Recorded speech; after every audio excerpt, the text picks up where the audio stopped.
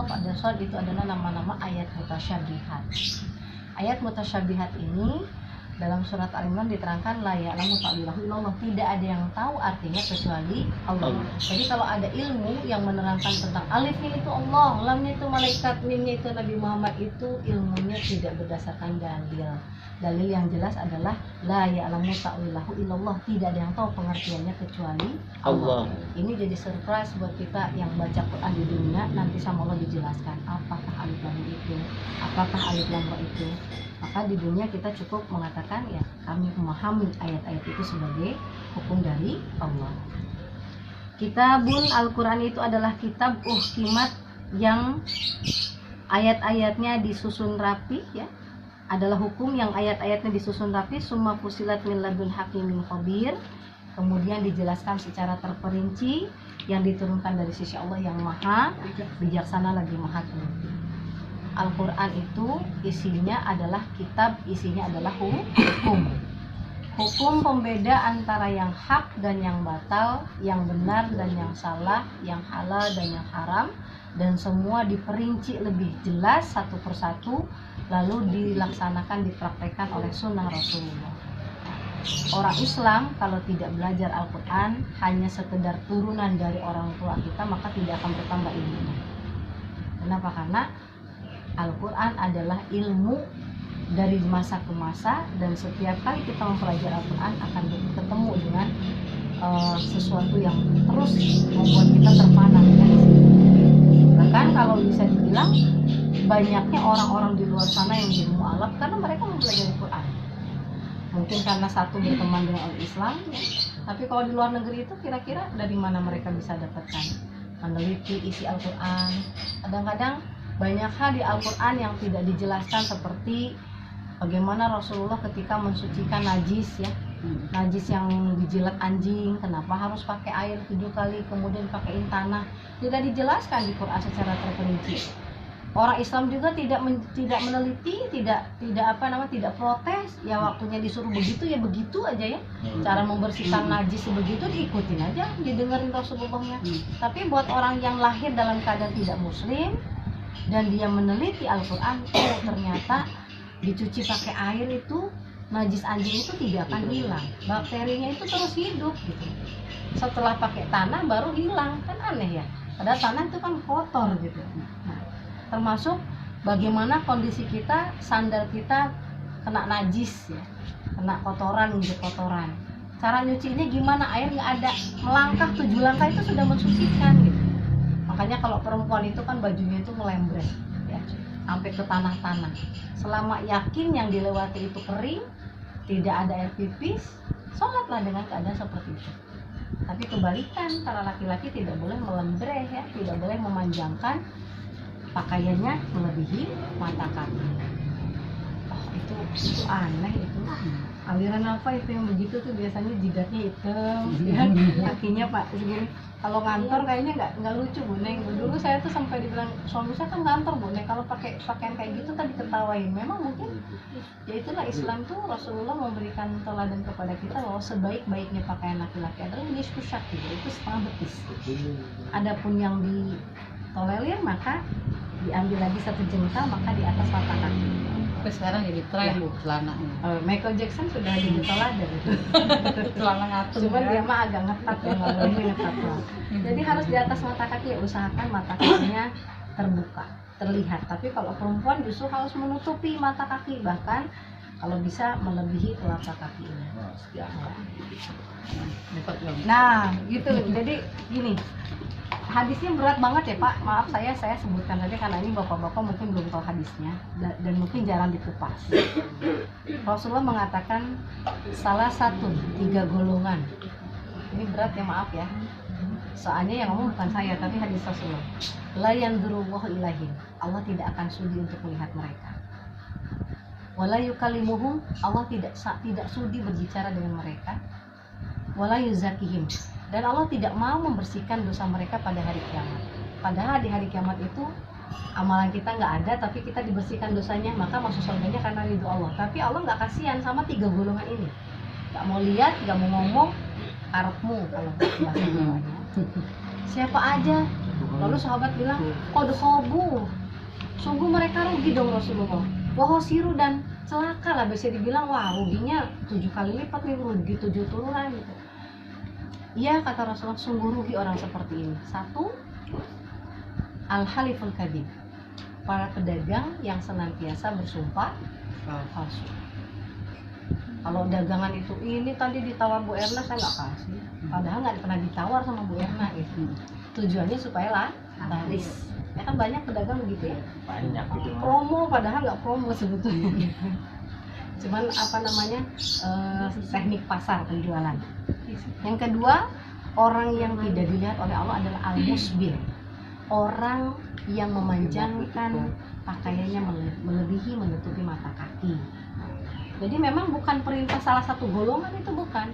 Jadi kalau dilihat dulu mah ada orang yang pakai baju begitu tuh dibilang aneh ya. Kalau sekarang itu ngikutin sunnahnya seperti itu. Suka atau tidak suka sunnahnya seperti itu. Kalau lebih dari mata kaki apa hukumnya? Itu kan tidak diterangkan di situ, hadisnya berbeda. Orang yang memanjangkan celana di bawah mata kakinya, layak balullahu salatin, tidak diterima salatnya. Coba, rugi banget ya. Sudah sholat, kalau gitu pas sholat diangkat aja, tapi hari-hari enggak, itu namanya takabur. Jadi dua-duanya kondisinya harus dalam keadaan setiap harinya harus seperti itu, dalam keadaan sholat pun harus seperti itu. Ma asfala minal izari fahuwa finnar. Apapun yang ada di bawah mata kaki itu akan terbakar api neraka. Jadi ini luar biasa nih bagi bapak-bapak, mungkin baru tahu dalilnya, maka insya Allah mudah-mudahan bisa diamalkan. Pelan-pelan. Tapi kalau lagi sholat sarungnya kepanjangan harus juga tapi Iya. Iya. Kalau Abu Bakar kan sempat yang badannya tuh kurus ya. Jadi suatu saat Abu Bakar tuh bilang, Rasulullah, celana saya melorot mulu. Ikat lah, jangan sampai melorot. Jadi isbal, termasuk perempuan juga bisa melakukan dosa seperti ini ketika dia melakukan pernikahan. Pernikahan itu biasanya bajunya panjang. Nah ini termasuk tidak boleh. Gitu doang, gunanya gitu doang lah. Sanggul nggak boleh. Catok mata nggak boleh. Banyak larangannya. Ingat, khufatul jannatu bimakari. Surga itu dipagari dengan banyak kebencian. Sesuatu yang kita senangi tapi dibenci Allah itu nggak boleh. Berarti itu yang memagari dari kita untuk bertemu dengan surga. Maka nggak nyaman saya celana begini. Kalau di mata manusia mungkin tidak baik, tapi di mata Allah baik. Dan yang ketiga, orang yang tidak akan dilihat oleh Allah adalah tadi pedagang yang itu ya, yang bersumpah palsu. Kedua, orang yang memanjangkan celana. Yang ketiga adalah al-mudminul khamri, yaitu orang yang membiasakan minum minuman khamar. Kalau sekarang, dulu khamar itu minuman keras berupa minuman, kalau sekarang tuh berupa serbuk, berupa obat dan lain sebagainya. Jadi banyak sekali kerugiannya. Bagi bapak-bapak yang merasa asing dengan dalil ini, silahkan ditanyakan kembali kepada ustadz-ustadz yang memang mungkin lebih berkompeten dan mereka biasanya hafal banget dalilnya, hadisnya, sanadnya dibaca panjang sepanjang mungkin. Kalau saya langsung ke inti hadisnya. Jadi 3 golongan tidak dilihat Allah, tidak bicara Allah kepada mereka, dan Allah tidak akan mengampuni dosa-dosanya. Nah, rugi sekali ya. Nah, jadi ayat Al-Quran itu diperinci sampai seperti itu. Nah, kita orang luar negeri itu sampai untuk bisa masuk Islam itu neliti dulu. Bulan pernah didengar di Islam itu bulan pernah terbelah, diteliti sama mereka sampai bikin NASA. Nah, sesuatu yang pernah terbelah walaupun dia sudah disatukan itu pasti ada garis bekas, ya. Maka mereka ada iman. Kemudian masa idah perempuan yang paling menggelikan. Kenapa di Islam ada habis cerai itu ada masa idah. Tidak boleh seorang perempuan kemudian baru cerai kemarin langsung nikah lagi gitu dengan laki-laki lain, karena harus nunggu sampai 3 kali haid bersuci ya. Atau kalau dia sudah meninggal suaminya 4 bulan 10 hari. Ternyata seorang dokter yang memang dia meneliti kandungan itu paham betul bagaimana seorang suami istri ketika mereka berhubungan, sperma yang keluar di rahim si perempuan itu memiliki jejak. Maka ketika si suaminya ini bilang, saya ceraikan kamu dari segi hari ini, maka jejak itu akan hilang dalam waktu 3 bulan. Kalau orang Islam itu kan berarti setelah jejak itu hilang, berarti sudah putusan cerai, maka dia boleh menikah dengan laki-laki lain. Ternyata dokternya pengen tahu istrinya jejaknya kayak gimana. Padahal masih jadi istrinya itu, jejaknya udah banyak. bukan cuma dia nggak tahu yang dimasukin. Masya Allah. Itu anak kehidupan jahiliyah kan gitu ya, namanya orang tidak tahu agama, dari situ masuk Islam. Nah kita mah tidak ketemu hal-hal yang menakjubkan seperti itu ya. Kita cuma tahunya Al-Quran, tahunya cuma sholat, lakukan atau perbanyak kembali ilmu-ilmunya, sehingga kita semakin hari semakin senang dengan Al-Quran, senang dengan agama kita sendiri.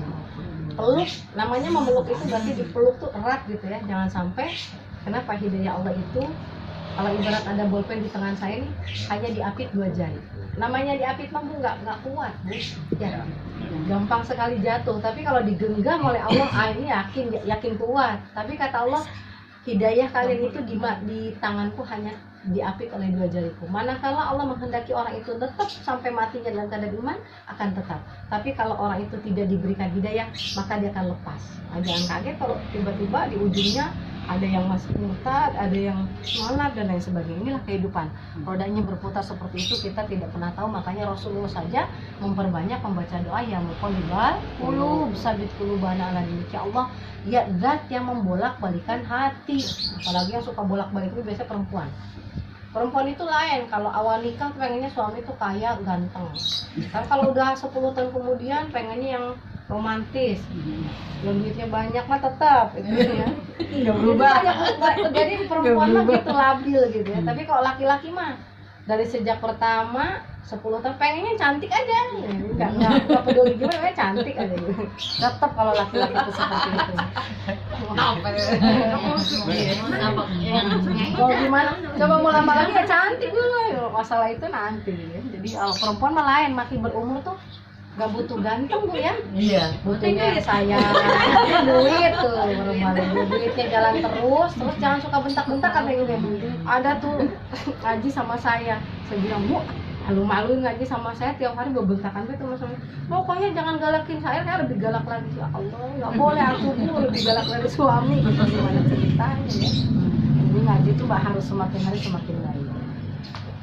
Allah ta'budu illallah, dan isi dari Al-Quran adalah perintah bahwa janganlah kalian menyembah kecuali hanya menyembah kepada Allah. Inti ajaran Islam dari zaman Nabi Adam sampai Nabi Muhammad adalah mengesahkan Allah. Wala nusyriku bihi adan, jangan sekali-kali menyekutukan Allah dengan apapun, dengan siapapun, dengan tempat manapun. Oh ini tempatnya bikin ini, mustajab doanya. Dengan benda ini kalau dibawa bikin makbul doanya. Ini hati-hati. Banyak kata Rasulullah yang aku takutkan dari umatku, kalau nabinya masih hidup ya, mungkin masih bisa melarang, tahu mencegah ini nggak boleh, ini nggak boleh. Tapi kan Rasulullah udah nggak ada. Rasulullah tuh sampai bilang, ini atakhawafu ala ummati asyirku billah. Yang aku takutkan dari umatku itu mereka menyekutukan Allah, karena kalau sampai menyekutukan Allah, lain asyrakta la yahbatanna amaluka, maka hancur lebur amalanmu dan kau akan jadi orang yang rugi. Bayangin nggak kalau sampai kita musyrik tanpa kita sadari, amalan kita dihabiskan oleh Allah, rugi, tidak diberikan balasan. Bahkan bukan cuma tidak diberikan balasan, diseretnya kita ke dalam neraka. Nah, yang Rasulullah takutkan, kita masuk ke dalam lubang kemusyrikan itu bukan menyembah berhala lagi, karena kita sudah pada cerdas orang-orang sekarang, main PT sudah mulai terbuka, mana ada patung dimintain disembah, dia aja nggak bisa gerak, ada tai burung ini aja dia nggak bisa bersihkan gitu kan. Manusia sekarang tidak mungkin menyembah wasanan, berhala, wala syamsan, tidak mungkin menyembah matahari, walaupun masih ada di Jepang masih menyembah matahari, wala wakumaron, tidak menyembah bulan. Tetapi umatku pasti akan dihadapkan kepada perasaan di mana dia ketika melakukan amal itu, satu, dia ingin pamer, betul tidak? Dan ini berlaku bagi siapa saja. Dan justru penyakitnya para ulama itu adalah satu, ujub. Mungkin kalau ulama dosanya dia bisa menjaga diri, tapi penyakit ujub ini akan ditempelkan oleh setan. Kenapa? Karena setan itu ingin mengajak sebanyak-banyaknya manusia untuk menjadi temannya di neraka. Dan satu yang paling ditakuti oleh para ulama adalah sifat membanggakan diri. Karena kalau sampai dia ujub, dia takabur, temannya setan di neraka. Selamat datang kata setan. Yang pertama adalah sifat ingin dipuji. Yang kedua adalah, nah ini kebanyakan perempuan sudah memiliki suami, tapi kemudian dia ada perasaan pada laki-laki lain. Ini mungkin banyak ya, hati-hati. Rata-rata mau istri sih, kalau laki-laki mau dia. Ya, juga nggak salah. Bedanya bedanya kalau bapak-bapak boleh Pak, bapak-bapak tuh boleh, cuman dibatasi 4 gitu kan. Tapi kalau perempuan tuh nggak boleh. Masih yes aja. Jadi kalau bapak-bapak itu boleh dan tidak dosa, tapi kalau perempuan itu tidak boleh. Ingat karena ya, itu nggak dosa. Ya temanya hari ini yes. Kacau yang Iya, iya, red door. Ini lakum nabi, ini lakum Apa minun nih ya, nabi langsung aja mubin. kita dulu nih. Aku kata Nabi Muhammad adalah pemberi peringatan, memberikan kabar peringatan kepada kita umatnya bahwa Allah memiliki siksaan yang berat, jangan sekali-kali melanggarnya. Wa basyirun, dan Nabi Muhammad juga memberikan kabar gembira bagi siapa saja yang bisa patuh dan taat kepada Allah, hasilnya adalah surga. Hidup itu cuma pilihan antara kehidupan dan kematian. Di tengah-tengahnya itu adalah pilihan kita. Kita mau jadi ahli surga kah, mau jadi, itu murni pilihan kita. Sebanyak apapun ibu ikut kajian, dengar nasihat, ustadz ini, ustadz, tapi kalau hatinya kita tidak bergerak, tidak memilih untuk menyelamatkan diri kita dari siksaan Allah, maka kita bisa celaka. Kadang-kadang suka aneh kan kalau misalnya kita sama-sama ngaji besok di akhirat tapi tidak bisa kumpul. Kenapa? Mungkin satu hatinya tidak karena Allah tadi ya, hatinya mungkin pengen dipuji terus kalau beramal, bikin status juga kalau beramal gitu kan, sehingga habis pahalanya. Harusnya dia banyak pahalanya, kenapa dia tidak bisa masuk surga? Kenapa? Masuk surga itu ridhonya Allah. Sekian banyaknya amal, kalau Allah tidak ridho, tidak bisa masuk surga. Ibu tuh dia yang bikin status.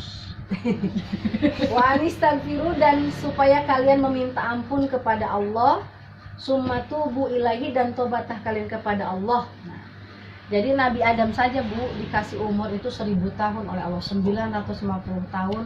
Nabi Adam tidak pernah menyalahkan ibu Hawa. Maka para laki-laki sejati tidak akan pernah menyalahkan istrinya dalam hal apapun. Kalau misalnya rumah tangganya gimana-mana, ya dia yang paling depan. Nabi Adam itu bisa keluar dari surganya Allah karena mendekati pohon. Kadang-kadang ujian yang datang kepada kita itu bukan ujian berat-berat ya. Ingat iblis itu diuji sama Allah, jangan deketin pohon, jangan suruh sujud ya kalau iblis ya. Suruh sujud kepada Adam, bukan sujud dalam seperti sujud sholat, tapi suruh ruku ya. Dipikir-pikir 2000 tahun ibadah, ada orang baru dibikin dari tanah, saya dari api. Ya kira-kira aja Allah. Padahal kata Allah kalau dia sujud, dia hormat sama Adam, patuh, maka tidak akan terjadi pengusiran. Tapi ternyata takdir manusia itu dan iblis itu memang sudah dicatat oleh Allah dalam Lauhil Mahfuz sebelum Allah menciptakan langit dan bumi 50.000 tahun. Sudah ada itu skenario-nya. Nabi Adam akan mendekati pohon atas bujukan istrinya. Diturunkanlah ke dunia dan Allah memberikan tata cara tobat kepada Nabi Adam dengan memperbanyak doa, Rabbana dzalamna anfusana wa illam taghfir lana wa tarhamna lanakunanna minal khasirin. Kalau Allah tidak memberikan pertolongan kepada kita, kalau Allah tidak memberikan kasih sayang, tidak mengampuni dosa-dosa kita, yakin kita ingin diadili dengan adil? Yakin nggak Bu Ena? Nanti diadili di sana tuh adil ya kata Allah, Ya, adil adil. A, B, C, adil. Saya sih takut ya, kalau cuman adil doang, apa nggak ada kasihannya Allah gitu. Mungkin bisa saja kalau diadili dengan seadil-adilnya kita ini akan terseret semua ke dalam neraka. Tapi Allah punya 99 sifat yang salah satunya adalah Allah Maha Mengasihani, Maha Mengasihi. Sehingga masuk surga itu karena kasihannya Allah. Ketika kita tobat kepada Allah, yumatikum mataan hasanan, Allah akan memberikan kepada kalian kesenangan yang baik. Nah, manusia boleh berdosa, boleh, tidak ada larangan. Tapi sebaik-baiknya pendosa adalah orang yang mau tobat. Dan tidak ada manusia yang nggak berdosa. Jadi kalau ada orang yang mendikte seseorang karena perbuatan dosanya, hati-hati, orang itu bisa melakukan dosa yang sama. Jadi kalau ada orang berdosa, jangan dihina, jangan di roasting ya, kita di roasting. Tapi lebih kepada menghisab diri sendiri. Ya Allah, jangan sampai saya melakukan dosa seperti itu. Karena ketika kita menghina dosa seseorang, kata Allah, kamu akan melakukannya sebelum ajal matimu. Jadi cukup katakan kepada orang yang melakukan dosa, bertobatlah segera. Kenapa? Kullu bani Adam khotoun. Setiap anak Adam pasti berdosa. Ngebayangin nggak anak Nabi membunuh loh, anak Nabi, bapaknya Nabi pembuat berhala, Nabi Ibrahim, istrinya Nabi Nuh, Nabi Lut, semuanya gagal masuk surga. Bahkan keduanya dibilang pengkhianat para suami. Bahkan dikatakan kepadanya, "Qila dukulan nar," masuklah kalian berdua ke dalam neraka bersama orang-orang yang kekal. Istrinya Nabi. Bahkan kalau dilihat perintahnya Allah kepada Nabi Lut, "Lari wahai Lut, jangan nengok ke belakang." Istrinya disuruh lari, jangan nengok. Bukan disuruh jangan belanja, jangan nengok. Nengok doang apa susahnya sih? Nengok, Bu. Itu batu semua sudah ada namanya. Paijo, Paimin, Sutirau itu sudah ada namanya. Jadi siapapun orangnya yang saat itu tidak lari dari desa itu akan dihantam dengan batu tersebut. Bahkan ada seorang laki-laki namanya saya lupa. Siapa lupa Janda. bukan panen. Kala itu dia sedang ada di Mekah, sedang tawaf di Ka'bah, tapi tawaf jahiliyah ya. Kemudian ketika dia pulang ke negerinya, batu itu datang menghampirinya. Jadi tidak ada satupun ketika Allah sudah menghendaki suatu kaum itu celaka, dihisab, dihukumi, maka musnah semuanya. Jadi bagi Allah itu kalau sudah diperintah ya taat. Dan kita jauh dari nabi, kita jauh dari ulama. Tidak ada yang membuat kita itu kuat imannya, kecuali diri kita memantapkan hati, memperbanyak doa seperti Nabi Muhammad SAW. Kalau kita banyak tobat, maka Allah akan memberikan kehidupan yang menyenangkan ila ajalin musamma, sampai waktu yang ditentukan. Waktu yang ditentukan ini berarti ada yang membatasi dengan kehidupan kita, yaitu kematian. Nah, seberapapun kita lari dari kematian, justru kematian itu akan datang menghampiri kita walaupun kita bersembunyi di gedung yang megah. Saking nggak mau matinya, nggak mau tuanya, silikon ya, musik silikon, glowing sana, tarik benang dan lain sebagainya. Lah tulang-tulangnya tetap aja orangnya glowing, begitu jalan bungkuk ya kan. Tulangnya nggak kuat tetap ya, ibu-ibu ya. Kalau bapak-bapak mah nggak peduli sih kayak gitu-gituan ya, temenin kantong tebel. Tapi bapak-bapak itu godaannya gitu nanti, setelah banyak istrinya 4 pengen lagi. Nah iya, udah 4 pasti pengen lagi. Nah ini yang salah. Istri orang digodain. Nah salah satu yang salah adalah istri orang. Boleh siapa aja Pak, boleh janda, boleh perawan, asal jangan istri orang. Kalau istri orang mah cilaka itu. Boleh berarti ya? Paling kilap doang, kilap. Boleh. Kilap sih rencanain. Janda. Wahyu di fadlah, dan kalau kita bertobat kepada Allah, Allah akan memberikan setiap keutamaan dari rahmatnya Allah.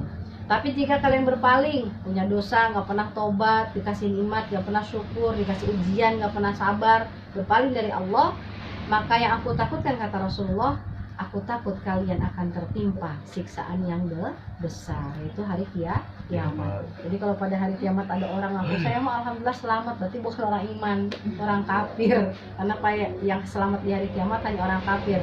Karena sejelek-jeleknya orang yang mendapatkan kiamat adalah orang kafir. Ilallahi marji'ukum, kalian akan dikembalikan kepada Allah. Maka boleh nih, waktu itu ada pertanyaan Bu Neng, kalau ada orang non muslim dia meninggal sedangkan teman kita tuh ada